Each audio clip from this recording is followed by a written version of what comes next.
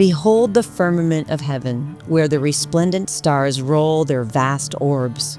The harmony, the grandeur, and the multitude, and the brilliancy of these celestial spheres offer a most enrapturing spectacle to those who love to contemplate the works of nature. Around those stars, most easily distinguished, there are some constantly observed in the same part of the heavens, and which we always see immediately over our heads. These are certain guides to those who travel by night, by sea as well as by land. Other stars vary their aspects, and though they always preserve the same situation with regard to one another, they daily, with respect to us, change the order of their rising and setting, and their variations, which are performed in regular order, are to us of great utility. They serve to measure time. The constant and stated revolutions of the stars accurately determine the end and the return of the seasons. By these means, the laborer knows precisely in what order to conduct the cultivation of the fields. That's from the Old Farmer's Almanac in February 1834. Welcome to the Old Farmer's Almanac podcast. Today we're speaking with Theresa Reed, our contributing astrologer. She's authored numerous books on tarot and astrology, and she's here to speak to us about her career and what maybe the stars have in store for us this summer. So welcome, Teresa. Thanks for having me here, Carol. We are thrilled to have you here with us in person. We've been working together for a few years, but you're on a book tour, so you can tell us a little bit about that. And you live in Milwaukee. Yep. And you grew up there, is that right? I grew up in Wisconsin, outside of Milwaukee. Okay. But I've been living in Milwaukee for a very long time now, for over 30 years. So pretty much my entire adult life. Now, that's also where you started becoming interested in astrology. I know you've told me a little bit about it, but if you could take us back, I think that our listeners would love to hear about your beginnings. Sure. So I actually got into astrology when I was 15 years old. What had happened at the time, I think like most teenagers, you're kind of trying to figure out who you are, and nothing was making sense. And I had a friend who was kind of a little bit of a misfit like me. We were like, just different. And her mother was an astrologer. And so her mother did my chart. And I thought, wow, no, this makes a lot of sense. And I want to learn more. And so I became obsessed with astrology because it seemed to answer a lot of questions. And I started buying books on it and studying it myself because this is pre-internet. And, it was really hard to get the information. So on rare occasions, I would go to the bookstore at the mall and go to that tiny metaphysical section and get whatever I could get my hands on, which wasn't much back then. But that's really how I started with astrology and with tarot, for that matter. I found tarot after astrology. So that's one of my questions is, what does an education in these subject areas look like? It's really self-education, but then more things came online. But were there particular books or people that you followed? And, digging in a little bit, how did you find that beyond just the bookstore? Well, let me tell you again, because I was in a more rural area, I wasn't in Milwaukee, there really wasn't a lot. You had to really, back then, want to learn it. Now, if you were in a city, you were in luck. There were astrology teachers. I did not have the good fortune of that. So I didn't have a teacher. There was no internet. People nowadays, that internet is really a blessing. I mean, you can learn in so many different ways. So I had a few books, and that is how I learned. And I would just practice doing charts on whoever would let me, or on, celebrities that maybe I had a crush on or whatnot. And that's how I did it. And mostly, though, also doing my own chart and following the transits and seeing how it showed up in my life. So I always like to say I made myself like a petri dish and tested things out just to kind of figure out, okay, well, how does this work? How does that work? What does this mean? So it was all self-study. Now, as I got older, and after I've been studying for a long time and actually being a working astrologer and tarot reader, the internet came along. And suddenly we have access to all kinds of books and teachers and videos. And I've taken some classes here and there with astrologers that I admire. And that's been really great to add. It's kind of like added something to my knowledge. And by the way, I will say that you never stop learning, that, especially with astrology. There's so much to astrology. It's such a big topic. I will be probably learning the rest of my life. I feel that way about gardening. Yes, absolutely. So how did astrology lead you to tarot?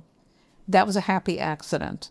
So what had happened is I went to that bookstore, and this is Walden Books. You remember Walden I Books? do. Loved it. Yes, I loved Walden Books.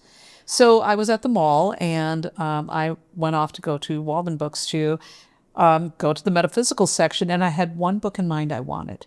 This one book, it was called How to Astroanalyze Yourself, and the author's name is Ilya Chambertin.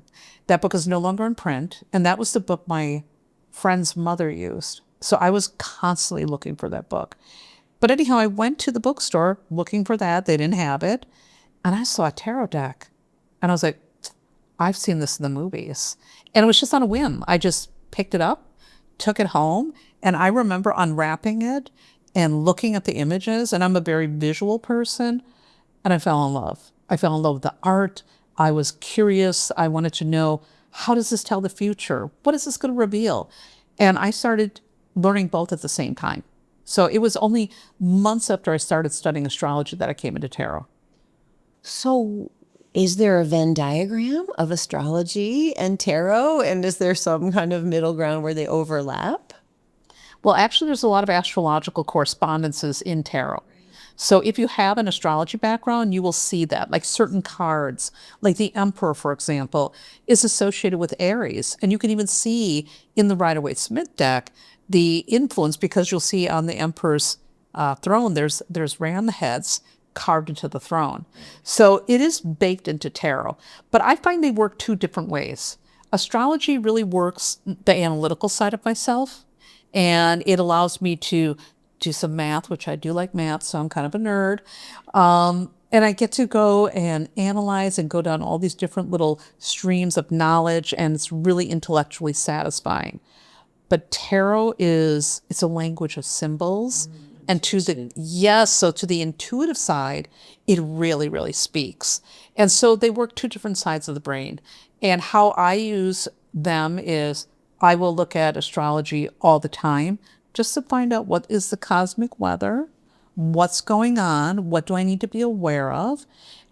So it's something that's always humming in the background of my life. And tarot is what I will pull out when I need guidance, or when I don't like the way the stars are looking and I want to figure out a detour.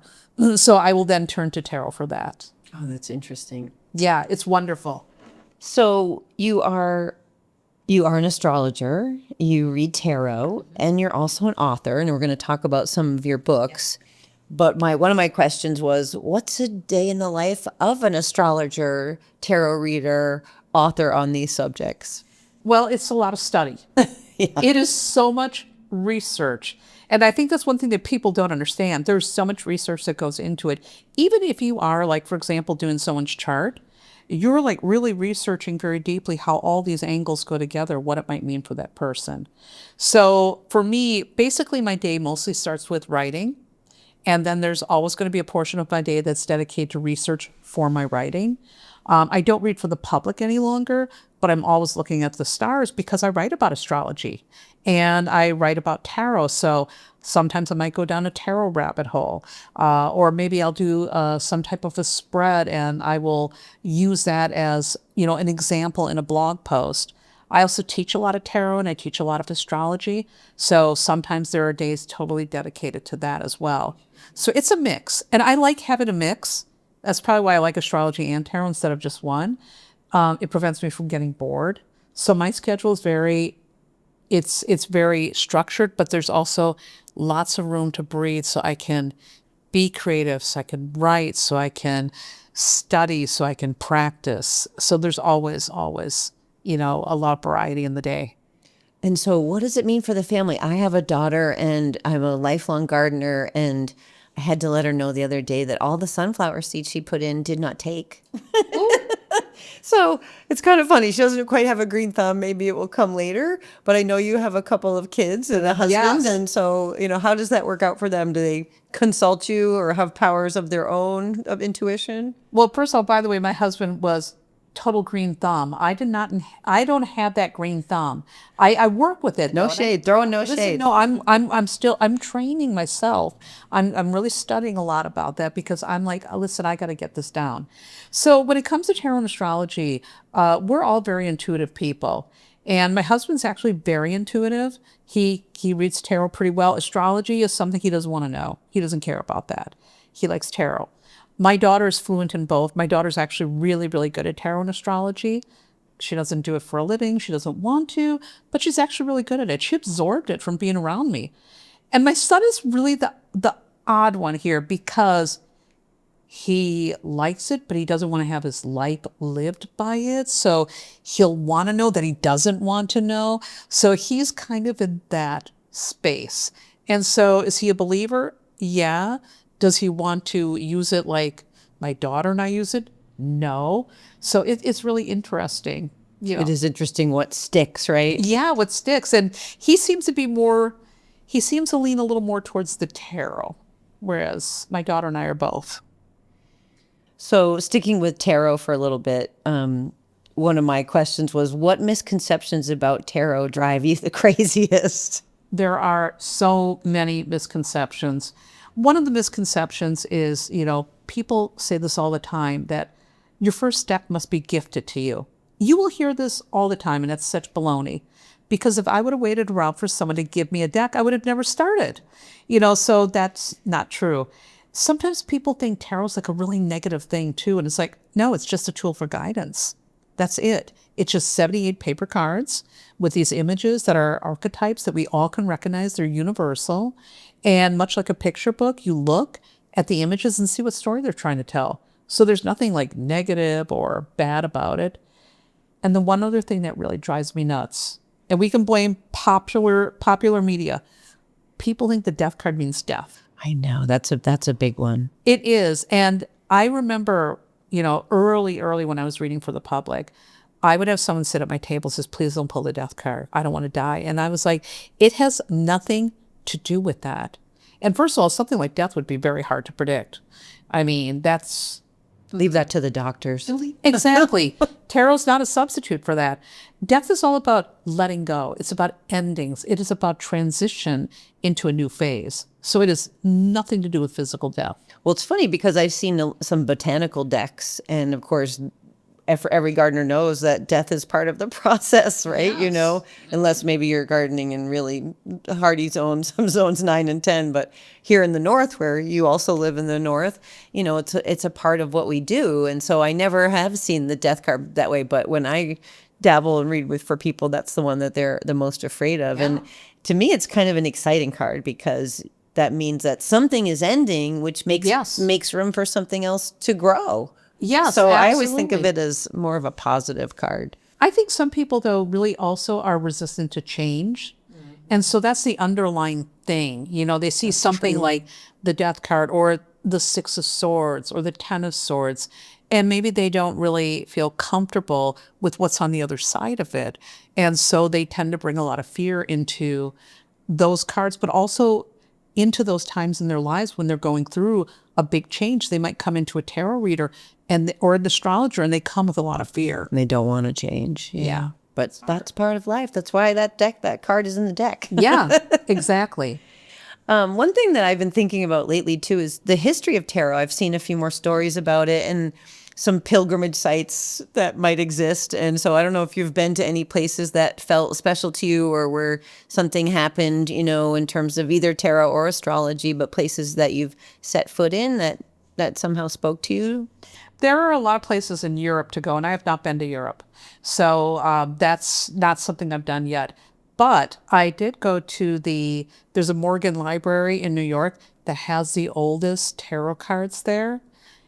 And let me tell you something, it is amazing to go and look at these pieces of history because there's very, very few ancient cards that exist. They've been around for hundreds of years. People don't realize that. They've been around for a long time. So they have an almost complete deck. And it was really incredible to go in and look at them. I also went to this lecture by Robert Place. Robert Place is an amazing tarot historian. And he did this whole lecture at the museum, I think it's the Museum of Modern Arts. And we looked at all these vintage decks, and I mean, just the history is so, so cool, but also looking at them and being beautiful, and the artistry that used to go into those old decks. The old decks actually were only for wealthy people, and they were hand painted. And it was the playing cards, they were playing cards. They weren't used for divination until much later. So these decks were really rare, really expensive, exquisite, just exquisite. And nowadays they're mass produced. So they're still beautiful decks, but those are really, really neat. And so many themes. Like I said, there's botanical, and there's cats, and there's moon, and there's many, many now interpretations, which I think is really incredible and creative. There is a deck for every person. If you have an interest, there's even a baseball tarot.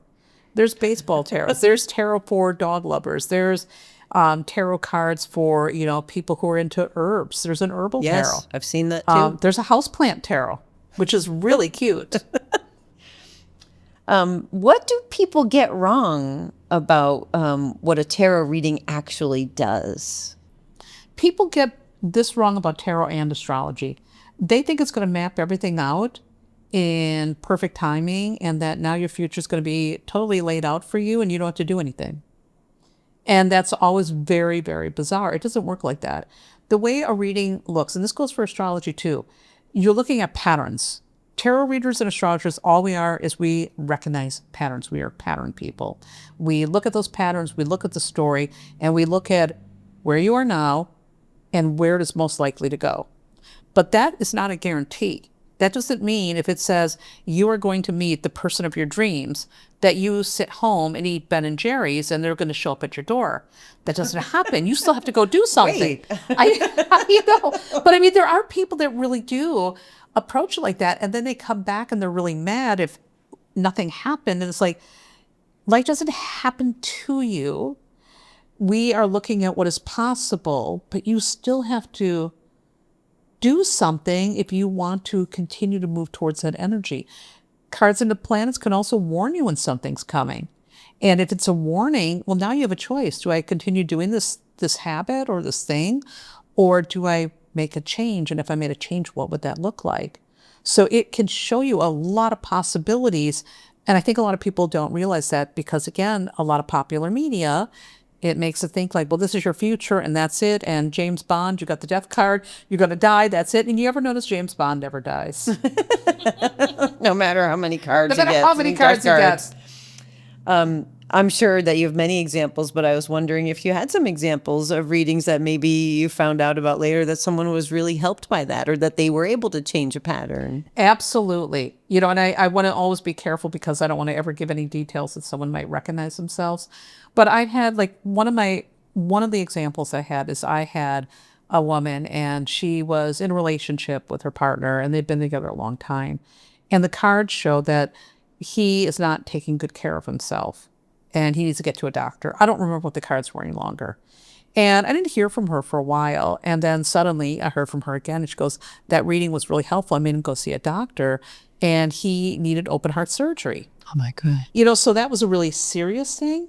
But, sometimes even like really mundane things can happen in a reading that turns out to be really helpful for somebody.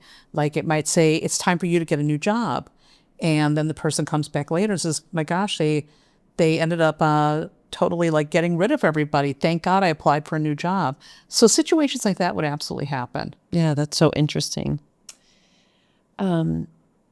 One of the things when, we're thinking about writing is you've written on all these subjects. We have the tarot journal, which is really cool. It has stickers in the back. Yes. And you really do practical things. Cards you're dealt, the cards you're dealt, astrology for real life. Mm-hmm. And I know you really think about how these crafts can, take something in our real lives, right? And give us power to have more agency. But when do you know an idea or something you're thinking about is ready to be a book? That's a great question. Sometimes it's I get an inkling, like why hasn't someone written about this topic? I'm not seeing anything. This would help somebody. For example, the last book I just wrote is called The Book of Astrological Returns. And the reason why I wanted to write that book is I was in the middle of my second Saturn return. I was in the middle of my Jupiter return. The United States just finished its first Pluto return. And I could not find anything in one book. I was like, oh, it's scattered all over. And some of the topics of returns weren't even covered anywhere. And these are return charts I had done for clients, et cetera, et cetera. And it was starting to really bug me. And so I went to my publisher and I said, listen, somebody needs to put these all together in one book because this is bananas. Why am I digging around like this? And they thought it was a great idea. So that book just came out. So it really is kind of like I get a feeling and then, I'll toss around with my publisher and then we go from there. And it's really, I look at what do people need? What's missing? What is something that belongs out there on people's shelves? And I start with that. That's the idea. And by the way, there are some ideas that get shelved. Yeah. That That's true for us too. Yeah, not every idea is going to turn into a book. Even if I think it's great and it belongs on a shelf, that doesn't guarantee it. What book that you've worked on surprised you the most? Which could be for any reason. Well, I think the book that surprised me the most was my first book, the tarot coloring book. That was 2016? Yes, that book, it's actually coming on to its 10-year anniversary now, so that's amazing. So when the publisher approached me with the book, they said, we'd like to see if you'd want to write a tarot book. And I said, yeah, sure. And I gave them my proposal. And they said, well, we would like to turn it into a coloring book. What do you think? And I said, well, that's a great idea because when I was learning anatomy for yoga teacher training, the anatomy coloring book is what helped me. I said, I think that could really make people understand it. And so, but what surprised me about that book is how many people really, really fell in love with tarot because of that book. There were so many people, I run into people all the time who will say, that's the first time I actually got tarot. So I was really surprised at, how people found their way into tarot through that book because it was so, I guess, friendly and fun. Well, it makes sense too, because I think there's like when you look at a card, there's so many different symbols on it, and that when you are thinking about the card, maybe you're looking at those 9 swords on the wall or the death, insignia or whatever it is. But instead of maybe looking at the armchair being the ram. And so maybe when you're coloring, you're taking more time to look at the very details, which really carry so much of the meaning in the card. Yes. And what's interesting, when we blew those cards up, I was seeing things in the cards I've never seen. And that surprised me too. I'm like, wait a minute. I didn't know that this was in this card. And so it was actually kind of an eye-opening, funny journey for me too, because suddenly I started looking at my cards that I had looked at forever in a completely different light because I had never seen them blown up like that. Well, and they say when we're doing something else like coloring or writing or walking, that's when our creativity comes. So it kind of makes sense, right? Mm-hmm. Is there a book that you're especially proud of that doesn't always get the attention you think it deserves? Yes, The Cards You're Dealt, the book that's sitting right in front of you. Okay. Well, it's on top for a reason. That book, the reason I wrote it, it is a book about, reading about difficult decisions. I mean, oftentimes when people come to a tarot reader or an astrologer, they're coming because they have a question about love or work. Those are the most common questions. But one of the things that I noticed is a lot of people would come when they were in pain, when they were going through something heavy like a loss, when they were grieving. And it was the only safe place that they could come and talk about it and talk about all the complicated emotions that would come with those types of situations. And so that was something I was really good at doing. But what I also noticed, there are a lot of readers that weren't really good at delivering that type of information. And they were unintentionally causing harm. Even though they meant well, they were causing a lot of harm. And then people would come to me, I would have to undo what they did. So I thought, you know what, we need a book that really teaches people how to read on difficult topics and how to deliver information that's helpful and not harmful. So I'm really, really proud of that book because that is needed. That's not training you get, by the way, for tarot or astrology. Even like a lot of the best teachers don't teach you how to deliver the information. And there is an art to that. So that with the subtitles, How to Deal When Life Gets Real. Yes. I like that one. Mm-hmm. You have co-authored some of your titles. How does that collaborative process work? I love collaborating. I collaborated twice with Shaheen Miro. Shaheen Miro is an amazing astrologer, an amazing artist. He's super intuitive, great tarot. I mean, he's an all-around just like Renaissance person. And we collaborated on a book, Tarot for Troubled Times, which was really dealing with, like a lot of things happening in the world events, and it was giving a tarot perspective for how to deal with it. And it was wonderful working with Shaheen because he's very like-minded, and we knew whose role was stronger with this, who was stronger in that. So we just kind of like got it all coordinated, and he would send me things, I would send him things. We went back and forth, and it all just kind of came together pretty seamlessly. I've had good luck working with him.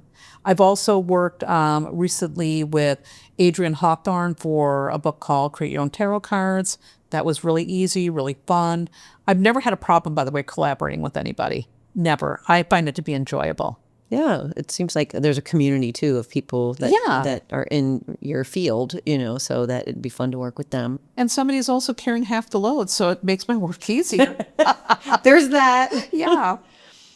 Still just a little more on tarot. I know you don't read for the public anymore, but what have thousands of readings taught you about people? Oh, that's a great question. The thing that it has taught me is we all actually want the same thing. Everybody wants love. Everybody wants meaningful work. Everybody wants to know that they have money in the bank that they can provide for their families. Everybody wants the right to be happy. So, I mean, really, people want the same thing. And it may come out differently for somebody. Maybe someone expresses it differently. But really, when you come down to the nitty-gritty, that's it. We want to be loved. We want meaningful work. People want to feel like they have a reason to be. So it's pretty a common thread. I was going to ask you, are hopes and worries more similar than different? It sounds like they are. They're more similar. They're more similar than you think they are. That person that you think is very, very different from you for whatever reason you think that, probably has the same dreams, the same fears. And they may have different the way the dreams look, but they may have a lot of the very same feelings that you're feeling. And I think if we all realize that, we'd probably have a little more compassion and get along a little better. Yeah, right? The same basic questions. Yeah. I was thinking too about we haven't talked that much about astrology, and that's really much of what you contribute to the Almanac. And so the best days is one of our most read pages. We're thinking of expanding it because you're treating it in a new way and bringing your own insights to it. And so is that something that you get, sort of when you're out and doing your book tours and whatnot, that same idea of how do I think you put it earlier too, like, what's the weather like? And of course, when we do the weather, we are talking about patterns as well. But this kind of idea of what can I get in sync or do better? Is that something that you're hearing? And then do you get feedback on the best days, or is that something, that people know that you do for us? Yes, people do know that. And people are always curious about the best day to do something. We all want good timing. We all want the odds stacked in our favor. So I think that's another thing most humans agree on. But over the years, people would always want to choose the right wedding date. So I would choose a lot of wedding dates. I even had mothers want to choose their C-section dates. People want the best dates. They want the odds stacked in their favor. And some people might see this as superstition, but really it's about moving with the energy. That's all. Astrology, the way the whole thing works, is the stars align into different, signs, et cetera, et cetera. And when you work with the energy, your life does flow better. Instead of swimming upstream, you're moving with the currents. And it does make life a lot better. For example, I use astrology for business. I use astrology for my writing. I always know that if I'm going to start a new project, it's going to be when the moon is in Aries. And that's something I've always done. If it's going to be, I'm launching a new business thing, is the moon in Aries. But wait a minute, it's Mercury retrograde. Maybe I need to rethink that. And that has served me very well in business. It's served me incredibly well with my writing and just in general with life. Just let me look at the stars. Let me see what's going on. And I'm not doing it in a way where I'm being like super crazy about it, but I want to know what's running in the background. Again, so I'm moving with the energy. Well, and I think people want, like you said, guidance too. Yes. Sometimes it's like, okay, over the next 2 weeks, I have to do this thing. whether it's, get my hair cut or Yes. start a new business or buy a house. And so like what kind of things, what date would put me at the most advantage for that? And so that's the one we get the most calls about. And as you said earlier, young people are getting into making sauerkraut and things like that. And I think they really understand that could be better if I do it on that day. Why don't I do it then? Younger folks have brought a huge resurgence in a lot of these things like gardening, cooking, home crafts, and astrology and tarot. They are really into that. It feels, and of course I'm dating myself, it feels like the 70s are kind of coming back, Like I remember doing all those crafts and stuff when I was young. We knew if we waited long enough. It would come back. Yes, even the fashion. Oh, definitely please, the music. Please bring the fashion back, please. So we were just mentioning that this will come out in July, and will we still be in Mercury retrograde at that time? We're going to be in Mercury retrograde for most of July. July's a very, very big month astrologically. That's what I wanted to ask about. Yes. What are we paying attention to this summer? So the outer planets are, and by the way, the outer planets are Jupiter, Saturn, Uranus, Neptune, and Pluto. I just want to make sure I'm clear with that. They are all moving into these angles, these very happy angles with each other, except Jupiter's going to get a little grouchy with Pluto. And when you have all of these outer planets and they're in fire and air signs lining up in the way they're lining up, they're suggesting it's a time for a major change on not just on a personal level, but on a bigger global cultural level. So I think that we could see a lot of things shifting in how we're maybe looking at the world. There may be things shifting in the greater, collective, people's consciousness. It's going to be an interesting month. So I would say pay attention to July. It's a turning point. There's a lot of people who are writing about it really in depth, but it's a turning point. In a good way, by the way. It's not a negative. It's a good thing. When you, so ordinary folks should take notice. Take notice to, again, if you are someone who spots patterns, pay attention to things. I pay attention to a lot of weird things. I always say everything's a sign. And when you start doing that, you'll start noticing when cultures start changing, when the vibe starts shifting, so to speak. And the astrology of July is saying, hey, we're getting ready for a very big shift. And when the outer planets are lining up in favorable angles, it really does suggest that something bigger is going on, and we should all pay attention, and it could be the return of hope. Is there a pattern in questions that people ask? Like, do you sort of sometimes get trends of, Yes. Everyone's asking that question, so that must be something happening. Back in the day when I wrote to the public, anytime people were asking about work, I knew we were heading into a recession. And then when they start asking about love again, I'm like, okay, we're now moving out of that recession. So that was a really weird thing that I noticed. I could always tell. I would always say, okay, everyone's asking about their jobs. They're asking about money. We're about to go into a little bit of trouble for a bit. So then I knew to start really saving money. So love isn't recession proof. Yeah, love isn't recession proof. But when people start really asking a lot more about love, it's like, okay, they're focusing Safe. more on relationships Versus instead of survival. Yeah. So that was very interesting. So interesting. One thing you want people to understand about celestial influence. What's like that one takeaway? The one takeaway is that, we are connected to everything. We're all connected to each other. We are connected, and there's so much that we don't know that's out there, but we are all connected. And again, everything is energy. The energy that we have between each other, the energy around us, the energy of the cosmos. It's all about just moving with the energy. There's nothing spooky about it. There's nothing woo-woo about it. It really is being aligned with energy. And when you think about the moon controlling the tides, and we are mostly water, it makes sense that there is something about all the celestial stuff that's really there to guide us. Is there anything else you'd like to add that I haven't asked you? I think we've really covered it really well. Okay. Thank you so much, Teresa. What a pleasure to have you here with us on the Old Farmer's Almanac podcast. Thank you, Carol.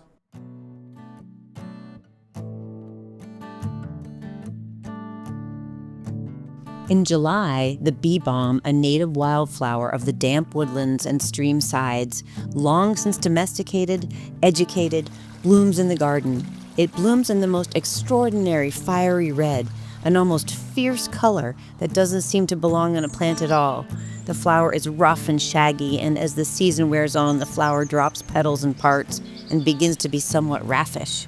Hummingbirds love bee balm, and so do monarch butterflies, which appear in numbers around the same time the flower does. No doubt the bees love it too. Bee balm, Monarda didyma, a member of the mint family, has a long and proud history, traceable through its several names. It was imported from North America to England before 1745 by botanist John Bartram.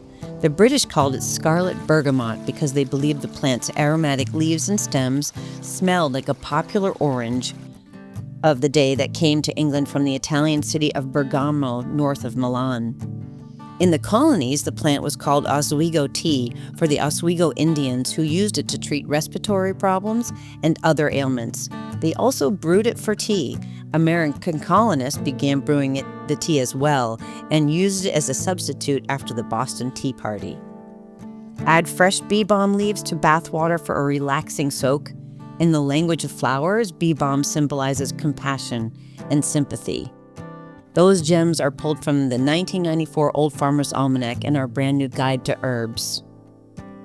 Thank you for joining us for Starmaxxing with contributing astrologer Theresa Reed. We invite you to join us later this month for a conversation with Pulitzer Prize-winning author Patrick Dillon, currently at work on a book called Tomorrow's Weather, Anybody's Guess, about the centuries-old saga of the Old Farmer's Almanac.